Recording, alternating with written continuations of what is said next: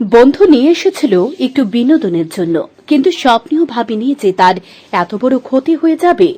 উল্লেখ্য, বৃহস্পতিবার দুপুরে মধুপুর এলাকা থেকে দুই যুবক বাইকে চেপে বিশালগড় সিপাহীজলা নৌকা ঘাটে ঘুরতে আসেন। তার বাইকটি নৌকা ঘাটে রেখে যান নৌকা বিহারে। খুব আনন্দে কাটান কিছুটা সময়, কিন্তু সে আনন্দ আর বেশি সময় রইল না। যখনই নৌকা ঘাটে ঘুরে এসে দেখেন তার পালসার বাইকটি নেই। হতবাক হয়ে পড়ে সে। অনেক খোঁজাখুঁজি করেও বাইকটির হদিশ না পেয়ে অন্তর দেববর্মা বিশালগড় থানায় অভিযোগ দায়ের করে। অন্যদিকে সূত্রের খবর, বাইক চুরির মূল মাস্টার মাইন্ড নাসির উদ্দিন দিব্যি বিশালগড়ে অত্র এলাকায় ঘুরে বেড়াচ্ছে।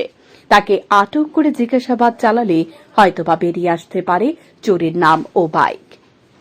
এখন দেখার বিষয়, বিশালগড় থানার পুলিশ বাইক চুরির মামলা হাতে নিয়ে চুরির বাইক উদ্ধার করতে কি ভূমিকা গ্রহণ করে, সেদিকে তাকিয়ে রয়েছে অন্তর দেববর্মা। আমার নাম অন্তর দেববর্মা। আমি সাউথ ট্রেনের থেকে বিশাল সিপাহীজলা নৌকা ঘাটে ঘুরতে আসছিলাম।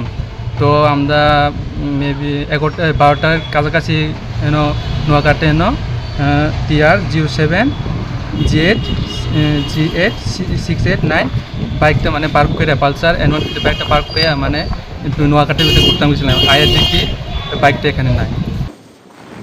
Video report, daily Bharat.